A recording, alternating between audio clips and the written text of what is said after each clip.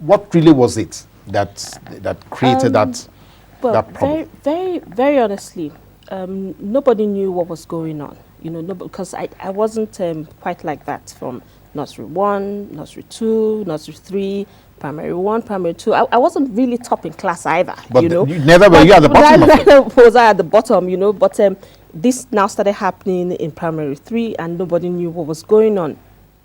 And if we had taken steps to find out, we probably would have known that maybe it was dyslexia. Because over the years, I came to understand after, of course, going and getting a diploma in dyslexia and understanding and managing dyslexia, realized that could have been what was happening to me, because there are social factors too that could actually trigger, one to become dyslexic. And, and I think at that point I was showing traits of dyslexia, yes, at that point. And so also to very many children today. So I went through the course and I said to myself, okay, I think there would be a couple of children out there who are going through this as well. So I'm not just reading this for me to know and understand what my problem was, because I tell you honestly, I told you this morning, I said I'm bringing all my A's in today. Yes. I kept this, this is my primary 3 result, of all the classes that I attended in primary school. This is the only report card that I have with me, because I didn't do very well in this class at all. And that kept coming back to your mind. Coming back to my mind, and I don't know, for some reason I just kept holding on to it, and it's just always been with me, and I see the reason why I've kept it now, so that I could actually talk about it and encourage others. Now, it would be unfair to assume that everybody understands what dyslexia is. Some parents actually will be in denial, not knowing exactly what to deal with. That's number one. Then teachers also are not quite sure why this child is just not, with all the efforts, this child is just not responding and not doing well. So what is dyslexia? Is it a mental ailment? Is it a psychological problem? What exactly is it? It's actually all encompassing. Very honestly, it is. Dyslexia really is, it's a language-based disorder, right? Dyslexia broken in 2 syllables, dys and lexia. Dys means difficulty or malfunction. Yes. Lexia, from lexis and structure, means language. Yes. And so it deals with all language aspects, which is reading, writing, spelling, listening, and ultimately there'll be yes, there's a bit of that as well too. But really, dyslexia itself is language based. So that just covers everything about language. Because if you cannot get the instructions correctly, then there's you no won't way understand. You can interpret or process. Comprehension becomes really difficult. So and then a person with this disorder is called a dyslexic. I see. Now, looking back now, just reflecting, when you were caught in that tunnel, while you were shot away totally, dealing with this problem, yourself, except with your brother, and probably mom at the end of the day, what were you expecting from people around? What were your expectations? If you're going to cast your mind back, what were the things, Well, the truth is, at some point, I wasn't expecting anything from anybody. In fact, I didn't want to go to school at some point, I didn't want to go to school anymore. I was like, what's the point, You go to school and, you're going to be laughed at and all that. But let me tell you a little story, sir. You know how sometimes things play out themselves in life? Well, this certain person who was bullying me in class, I got the chance to meet him again. In life? In life, but on a different platform. Now, this platform is very funny, and I must tell you this honestly. I just happened to be one of those parents who always like their children go back to the same school they went to, so my kids went to the same school, that I went to, primary school, at least for some time, And my daughter had, had just gotten into, I think, nursery 2, and then I was sent, my second daughter, and I was sent for in school, and I thought, maybe one of those pay the balance of your school fees, So I said, okay, I'll be there in the morning, So I went there, and as I got there, I saw my friend, the one who was actually bullying me.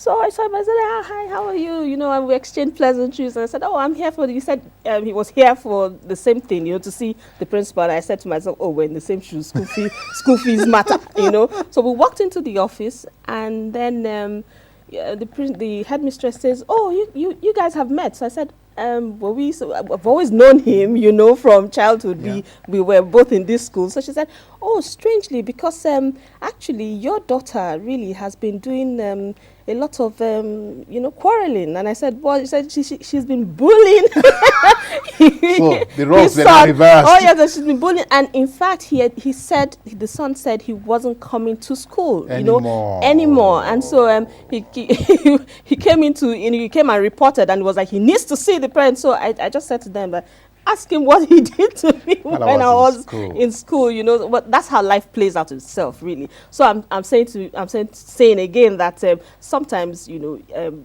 you don't expect people to do anything for you. You don't expect people to fight for you. I mean, time will tell, yes, and fight for you will heal, you know. So I wasn't expecting anybody to do much for me, really.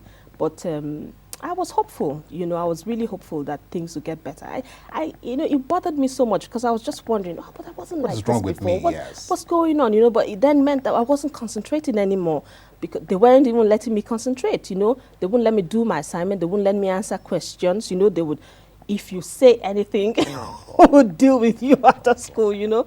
So and that happened, really. So now, you're now a mother. yes. I'm not sure how busy you are, but I know that in our current environment, in our current society, parenting has taken a new turn. You know, parents don't really have the time to share with their children, you know, some of their experiences. Yeah.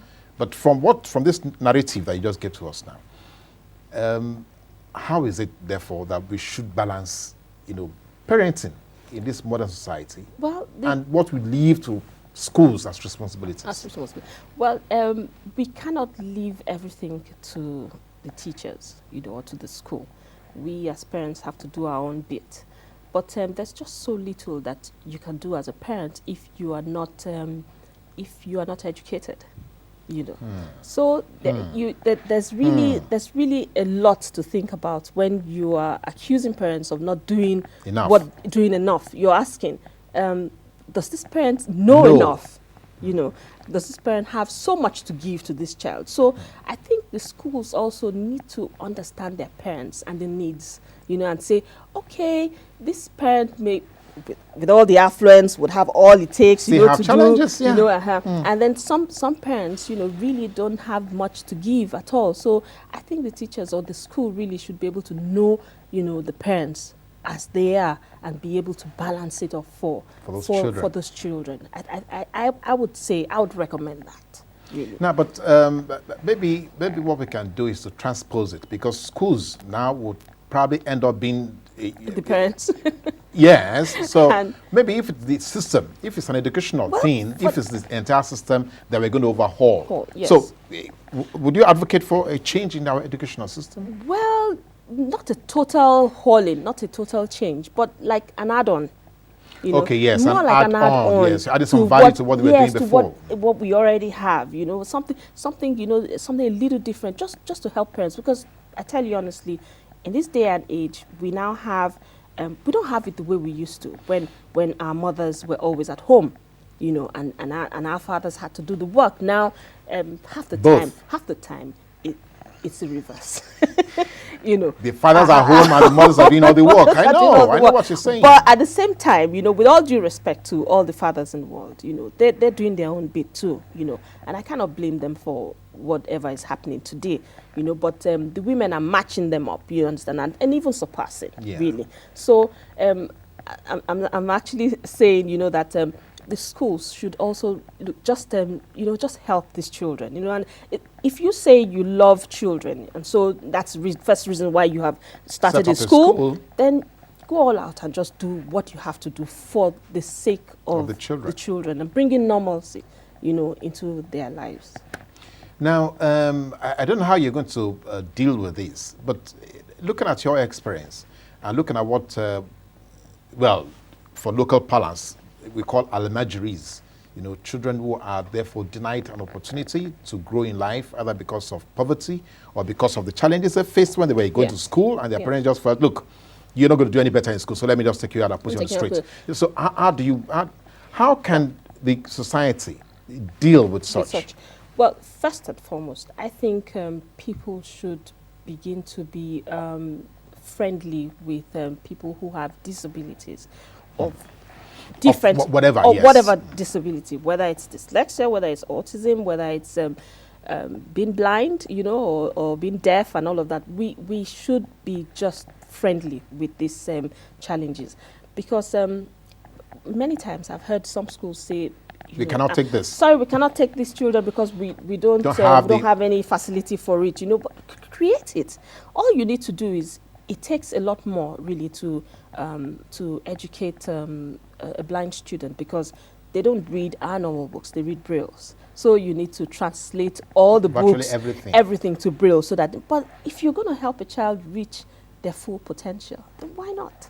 All you need to do is probably tell the parent, look, it's going to cost you X, Y, Z, a little more. And then if they cannot afford it, there are a lot of people in this country who can afford so much more, who you could actually even approach as a school and say, look, we have this student with this kind of problem. Do you think you can help? You know, and I don't want to think there are no good Nigerians out there. We still have a lot of Nigerians who have, you know, wonderful hearts and, you know, willing to help people. And they would be able to. Data, I like your optimism, but I know that we have had guests here in our studio, particularly on this show, who are not so sure that this Nigeria that you're talking about, you know, would want, there are some people who like to help, that virtually this Nigeria is actually going nowhere. And therefore, how, as a parent, how do you see the future for Nigerian youths or Nigerian children? When this day, 2013, we are talking about childhood marriages, we are talking of alamajuries, we are talking of Boko Haram because there's no education or they don't want Western education. So where is the future for this Nigerian that you're talking about? Well, the truth is, I'm trying to be very optimistic here, at the same time always wanting to weigh both sides. There's something called culture, there's something called norms, values, and all of that. Now, for some people, for those who like you were talking, I would like to really talk about marriage, child marriage. Yes. Now, I don't want to say, for me, as a person, I will not marry my 13-year-old out. I will not marry my 15-year-old out. I will reconsider marrying my 18-year-old out, and I'll willingly marry my 22-year-old out, you know. But 13, 15, 10, 8, 9, even as a baby, I wouldn't do it. That is me as a person, you know. And I'm not going to say that, I'm not going to say to the face of the person who has chosen to do that and say, what you're doing is wrong. No, I wouldn't, because what I'll be asking is, what is your value? What I'll be asking is, what is your culture? What does your culture say? What does your religion say? You know, so if I'm asking all these questions and the person is giving me answers, then I understand now where the person is coming from, because it is what the person knows that the person gives is done, and you know is doing. You know, so I very honestly, on my own, I wouldn't do it, and I know that quite a number of mothers around too will not do it. What I do not know is whether the mothers who own these 13-year-olds or these 5-year-olds really like what is going on. You know, that's what I do not know, because I haven't had any opportunity to speak to any of them, you know, but I want to believe that deep inside them, not even now in this day and age where you see 13-year-olds, you know, texting, they're on the internet, you know, they're doing all kinds of things, and then of their life you're already beginning to, you know, and then suddenly their peer is telling them, oh, hi, I'm getting married. You know, so there's a mismatch. There will definitely be a mismatch there. So I don't know where this country is going to really, but I just believe that at some point somebody is just going to say, okay, you know what? Let's let bygones be bygones, and let's let sleeping dogs lie, and let's just do things the way things ought to be done. Okay, but